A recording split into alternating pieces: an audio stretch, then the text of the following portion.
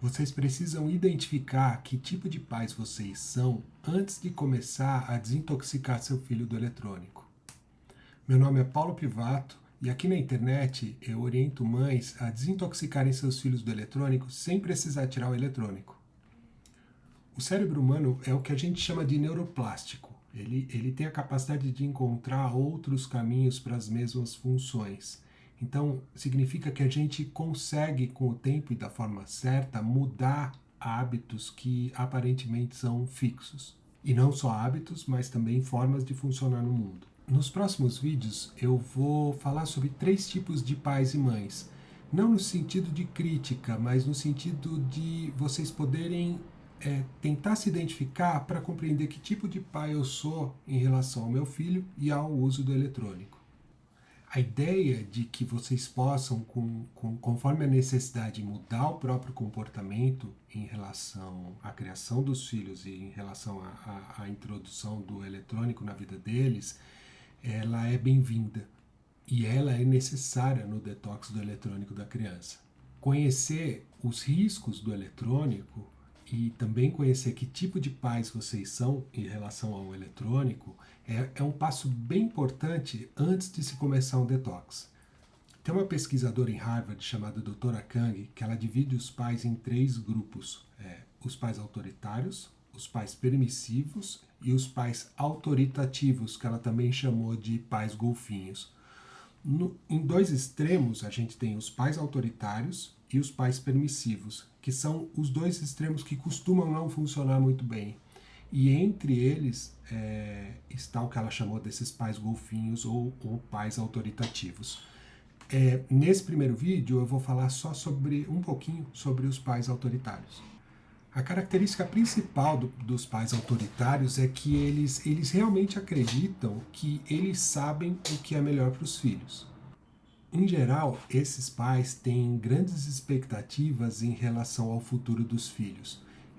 Eles idealizam muito sobre o que esses filhos virão a ser. Eles são muito preocupados com o desempenho acadêmico, eles são muito preocupados com a imagem corporal do filho, eles são muito preocupados com a reputação do filho, e isso se manifesta por uma exigência de boas notas, de boa aparência, de bons resultados nos esportes, etc. Em contrapartida, eles acabam dando pouca ênfase a qualidades internas, como gentileza, como automotivação ou até como senso comunitário. E aí, dentro desse grupo de pais autoritários, a gente geralmente observa 2 subgrupos. O primeiro é de pais autoritários que são controladores, e o segundo é o de pais autoridades que são superprotetores. Os pais autoritários controladores, eles tendem a querer controlar todo o dia a dia da criança, todas as decisões da criança, deixando muito espaço para essa criança desenvolver autonomia. Já os pais autoritários protetores, eles tendem a pairar por cima do filho e não deixar que o filho tenha nenhum tipo de frustração ou de dificuldade.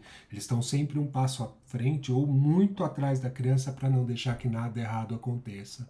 Então essa criança não se arrisca, essa criança não se frustra. Uma das características dos pais controladores é que, em geral, eles tentam utilizar o eletrônico como uma moeda de troca ou até como uma forma de castigo, né? Então, e uma forma de castigo que nem sempre está ligada ao eletrônico.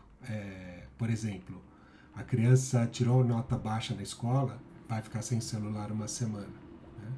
Então, essa associação de que o eletrônico serve como uma moeda, ou essa hipervalorização do eletrônico, para uma criança pequena vai gerar uma confusão completa sobre o próprio papel do eletrônico.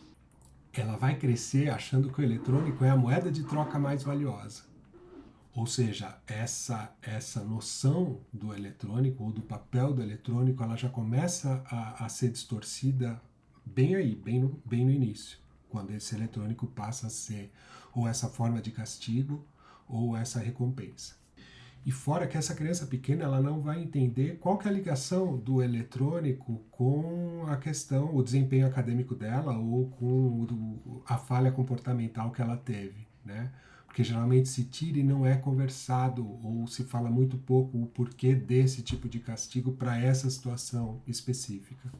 E costuma dar muito errado também, porque geralmente o pai tira o celular ou tira o videogame, mas a criança permanece com todas as outras telas. Então ele não pode jogar videogame, mas ele vai para o YouTube assistir um gameplay de outra criança jogando. O estrago dá no mesmo, né? E em termos de educação sobre o porquê que ele está recebendo o castigo, não vai servir para muita coisa. E ainda existe a piora porque ele vai permanecer na frente de uma tela, então ele vai perder igual. Não é uma regra, mas crianças filhas de pais controladores, elas tendem a ter níveis mais elevados de depressão, de ansiedade e de perfeccionismo. E, por outro lado, elas acabam tendo uma menor capacidade de se adaptar a qualquer tipo de mudança, uma menor capacidade de lidar com fracasso e de lidar com frustração. No próximo vídeo eu vou falar um pouquinho sobre o outro extremo, que são os pais permissivos. Se você gostou, se você se identificou com esse vídeo, não deixa de assistir o próximo e também comenta aqui o que você pensa ou o que você achou sobre esses pais autoritários.